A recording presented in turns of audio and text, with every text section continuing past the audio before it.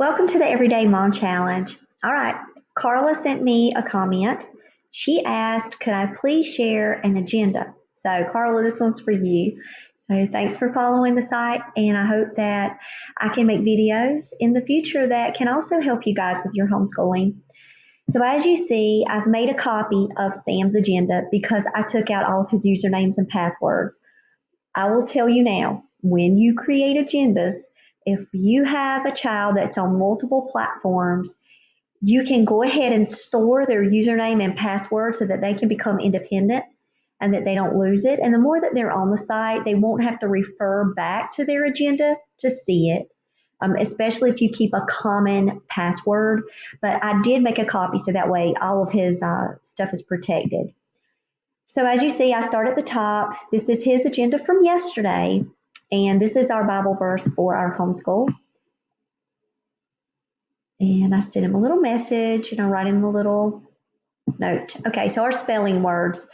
So he needs to practice typing or writing them, and he will say them out loud. Now I used to have Spelling City. So if, let's say I had Spelling City now, I would have Spelling City here. I would have the link. I would have the username and password. I loved Spelling City. And when he got to middle school, he told me, Mom, I think that I'm okay now, that I can just get my list. I could practice it on my own. Another one that I want to just go ahead and add on here for you is check out Quizlet. I absolutely adore Quizlet for public school teachers.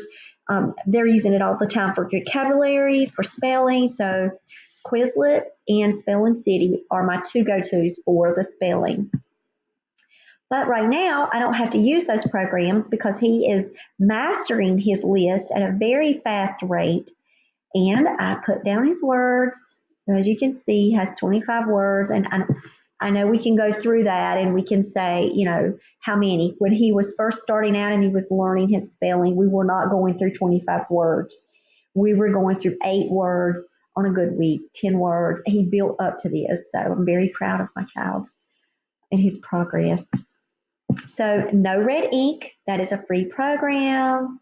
I have it, the links there. We do Khan Academy and iExcel Math. I thought I had left it. So this is how I set it up, username, password. So I had deleted it up there and I just went through and blah, blah, blah. That's not his username, password, as you know. But go to Khan Academy. I've already there's my 6th grade. I needed a dash there. Well, thank you, Grammarly. So I have to remind him about his iExcel sometimes. But I love iExcel. I learned about iExcel when my sons were in public school. Solomon had that, and we were using it even with homeschool, so earlier on. And I would encourage you to check it out. They do have 23 problems a day. I do have a paid site, though, because iExcel has other areas that they can also play around in. Khan Academy is free. I love Khan. Khan has a wonderful setup that tracks progress. It's all free. And of course, he's in the 6th grade math. He's in 6th grade. When I homeschool him at night, though, we're doing a 7th grade textbook, even though he's in 6th grade, because that's when I'm with him and he has his direct instruction. I can challenge him a lot more. But when he's on his own, he's doing his grade level math. I then go to YouTube. So you can see what I've called these. These are his math videos. We're working on decimals right now. As you know, you're going to be working on decimals forever. So you build. So what he can do is he can come here and he can click and he can go to his. Now, I will tell you that if it's just a couple of videos, he's not going to get lost in it. But when he was younger, I will give you the tip right now. Color code, if they're younger, I could move away from that now. He's older now and he's more, he's adjusted to this, but I color coded when they were younger. You can also name these. So this could be this video 1, this video 2, and so forth. So now I'm coming down. Look at what we've got going on for history and English. So he's doing biographies. He's learning about pirates and the codes, of the pirate codes. He's playing also Assassin's Creed. So he's playing Black Flag, and he's learning about oceans and marine biology because that's for his career corner. if you keep watching with me, every day he does this. This is the same thing that they show at a ninth grade class where I work, and they watch it every day. Hey, sweetie. They watch this video every day, CNN 10, and he watches it too, and it's for current events. So for science, you see when I have more than one, you see how I'm titling them so that way he doesn't get lost in them. And then there's another one on marine biology. So like, for example, like for Biology 101, everything you need to know, part one. And I really like to look at the ones that I know the high school students are using, even though he's in sixth grade. So I give him more of the crash courses, the ones that are from professors, um, because it's the same vocabulary. So the more that he's immersed in it, the greater his skill level is going to be. When I was sending him like biology, let's say like you type in biology for kids, I'm going to show you what some of these YouTube videos will look like. Do you see these? I used to send these to him all the time when he was younger, especially SciShow.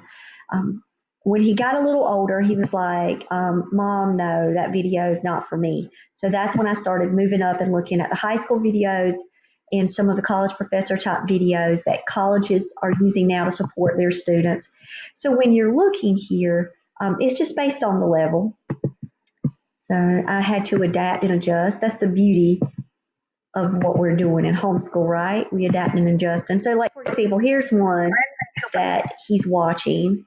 How do you become a marine biologist? And this is something that he's interested in for his life. So when he finds these, a lot of times he will subscribe. So he's creating his own likes. He really loves, I think it's Brave Wilderness. I don't know if you guys have ever seen Brave Wilderness, but he absolutely loves this channel. He watches this a lot in his own free time.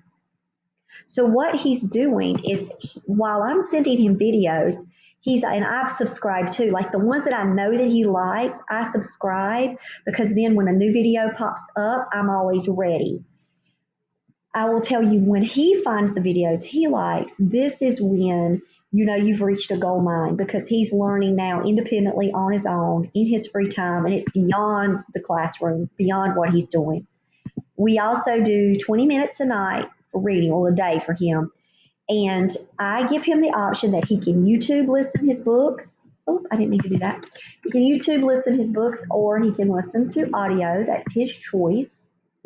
He also does Mango Languages. Now, this is free for us. Mango Languages is like for right now, 2019, when the last time I checked, it was like $20 a month for a subscription. But through our public library, we can get the Mango Languages app for free. So not only is my high school student doing it, so is my middle school student, and I tell all my students in public school about it. They have no clue it's out there. So check with your public library and see what language programs they might have. If you partner Mango Languages app and you also have Duolingo as an app, that's really good for practice. Listen, I have to keep this at the bottom. I've never removed this. He needs to go back in and just constantly practice his multiplication. Sometimes, out of sight, out of mind. So, oh, look what I haven't changed.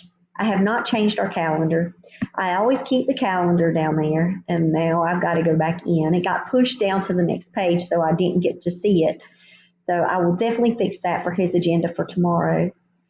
And so you ask me, you do this every single day? Well, yes, I do. But as you can see, I don't have to do the spelling words every day because they're not going to necessarily change except, once a week.